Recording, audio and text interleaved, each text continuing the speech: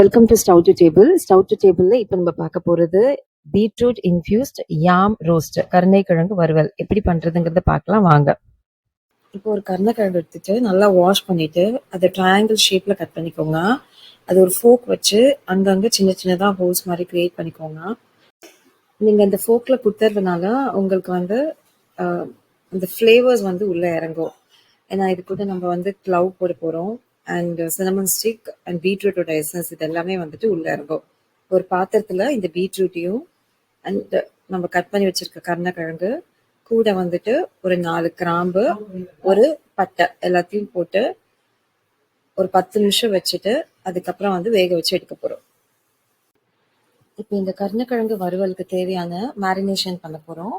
இதுக்கு ஒரு பவுல்ல 2 table spoon hot and sweet chilli sauce எடுத்துக்கோங்க அண்ட் ஒரு டீஸ்பூன் வினிகர், ஒரு டீஸ்பூன் டார்க் சோயா சாஸ், ஒரு டீஸ்பூன் லைட் சோயா சாஸ், ஒரு 1/4 டீஸ்பூன் turmeric பவுடர், ஒரு டீஸ்பூன் சில்லி பவுடர், ஒரு டீஸ்பூன் ஆனியன் பவுடர்,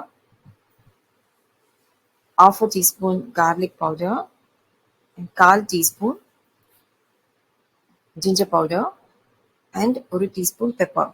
தேவையான அளவு உப்பு போட்டு மிக்ஸ் பண்ணிட்டு தனியாக எடுத்து வச்சுக்கோங்க. இப்போ வேக வச்ச கருணைக்கிழங்க ஒரு பிளேட்டில் எடுத்து வச்சுட்டு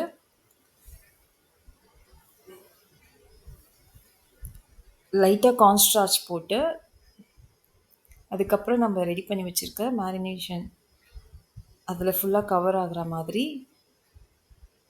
ஸ்ப்ரெட் பண்ணிக்கோங்க. மேரினேட் ஃபுல் சைடும் பண்ணிட்ட பிறகு ஒரு 20 மினிட்ஸ் வந்துட்டு ஃப்ரிட்ஜில் வச்சுடுங்க. இப்போ ஸ்டவ் பற்ற வச்சுட்டு அதில் ஒரு ஃபில்லட் ஆர் தோசைக்கல் உங்ககிட்ட என்ன இருக்கோ அதை வச்சுட்டு இப்போ நம்ம மேரினேட் பண்ணி வச்சு ஃப்ரிட்ஜில் எடுத்து வச்சுருந்த கருணைக்கிழங்கு எடுத்து அதில் வச்சுடுங்க.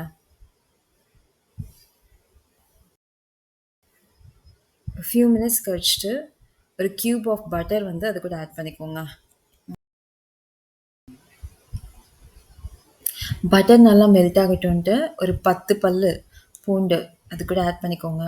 ஒரு நல்ல ஃப்ளேவர்ஃபுல்லான யாம் ரோஸ்ட்டுக்காக அண்ட் கூட ஒரு பிஞ்ச் ஆஃப் ரோஸ்மெரி. ஸோ எப்படி இருக்குதா? இந்த மாதிரி நல்லா ரோஸ்ட் ஆகணும். ஸ்லோ குக், சிம்மில் வச்சிடணும். டெட் சிம்மில் வச்சுட்டு பொறுமையாக பண்ணிங்கன்னா போதும். சரிடா? ஸோ இந்த கார்லிக், இந்த ரோஸ்மெரி இதோட ஃப்ளேவர்ஸ்லாம் நல்லா வந்து உள்ள அப்சர்வ் ஆகிருக்கும்.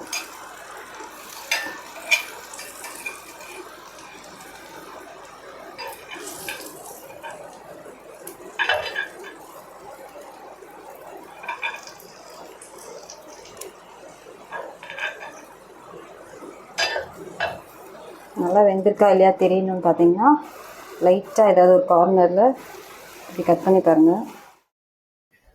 வெந்துருச்சுங்கிறத செக் பண்ண உடனே ஒரு 2 மினிட்ஸ் கழிச்சு நீங்கள் ஆஃப் பண்ணிக்கலாம். ஒரு பர்ஃபெக்ட் ஸ்டார்டர் ரெடி ஆயிடுச்சு. கருணைக்கிழங்கு வறுவல் யாம் ரோஸ்ட்டு. இதோட ஃபுல் மெத்தடும் வந்து டிஸ்கிரிப்ஷனில் கொடுத்துருக்கோம். இந்த குக்கிங் பிடிச்சிருந்ததுன்னா லைக் பண்ணுங்கள் அண்ட் ஷேர் பண்ணுங்கள். Subscribe to stove to table for more cooking.